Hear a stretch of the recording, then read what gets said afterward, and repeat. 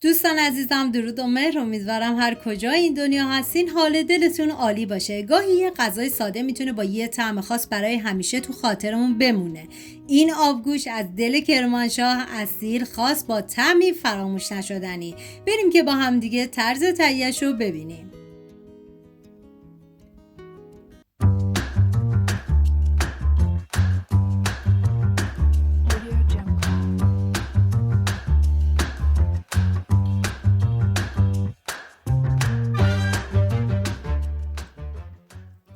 یک عدد کلم قمری پوستش رو بگیرید و طبق ویدیو ریز کنید. این آبگوش برای 5 نفر در نظر گرفته شده. شما به اساس تعداد نفرات باید مواد رو کم یا زیاد کنید.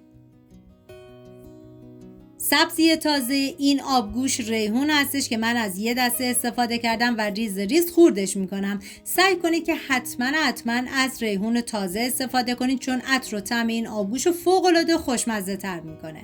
داخل تابه مقداری روغن میریزم و بعد از اینکه داغ شد کلمی که ریز کردم و بهش اضافه میکنم و میذارم تا کلم یه تفت خیلی مختصری بخوره. ببینید نباید بذارید که کلم خیلی سرخ و برشته بشه.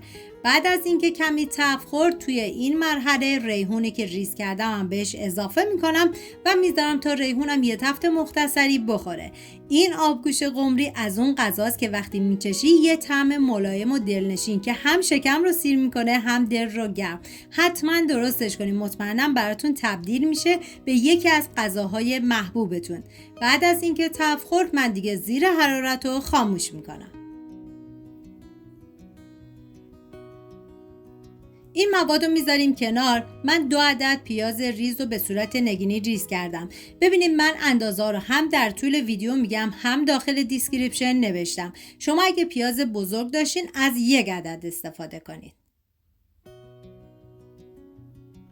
4 عدد سیب زمینی متوسط داشتم که شما اگه سیب زمینیتون کمی بزرگتر بود از 2 عدد استفاده کنید و به صورت تکه های بزرگ برش بزنید. داخل قابلمه مقداری روغن میریزم و بعد از داغ شدن پیازی که ریز کردم هم بهش اضافه میکنم و هم میزنم و میذارم تا پیاز کمی نرم و شیشه‌ای بشه. همین اول ویدیو هم میگم دم کرمانشاهی عزیزمون گرم با این آبگوش فوق‌العاده خوشمزه‌شون، واقعا بی‌نظیر بود. بعد از اینکه پیاز کمی شیشه‌ای شد گوشت رو بهش اضافه میکنی که من از 500 گرم استفاده کردم برای 5 نفر و میریزم داخل قابلمه، هم میزنم و میذارم تا کمی تفت بخوره. نوبت اضافه کردن ادویه ها هسته، شامل زردچوبه و فلفل سیاه که من توی این مرحله اضافه میکنم و هم میزنم و میذارم تا ادویه ها تفت بخورن و عطر ادویه ها آزاد بشه. نمک رو میذارم برای مرحله آخر. بعد از تفت خوردن ادویه ها کلم و ریحون تفت خورده هم بهش اضافه میکنم. واقعا یه ترکیب عالی. من هرچه از عطر و طعم خوشمزگی این آبگوش بگم کم، باید خودتون دست به کار بشین و درست کنید و ببینین چقدر خوشمزه بودش. نخود و لوبیا سفید ما از شب قبل خیس کردم که از 85 گرم نخود که تقریبا نصف لیوان میشه و 95 گرم لوبیا که نصف لیوان بیشتر به بقیه مواد اضافه میکنم، هم میزنم تا با هم دیگه مخلوط بشن و آب میریزم و میذارم تا آبگوش حسابی جا بیفته.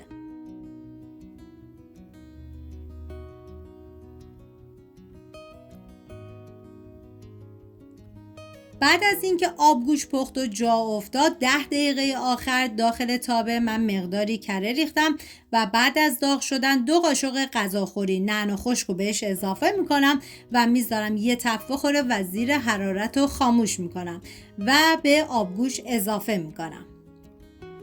واقعا ترکیب نعنا و ریحون توی این آبگوش خیلی خاص و ویژه بود که من اولین بار بود این طعم امتحان کرده بودم.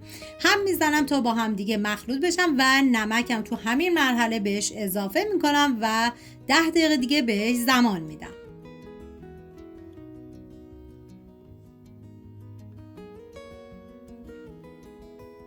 امیدوارم از آبگوش قمری کرمانشاه لذت برده باشین. اگر امتحانش کردین خوشحال میشم نظرتون رو با هم به اشتراک بذارید. امیدوارم درست کنین و در کنار خانواده از خوردنش لذت ببرید. سپاس از همراهی همیشگیتون. تا ویدیوی بعدی مراقب خودتون و خوبیهاتون باشید. بدرود.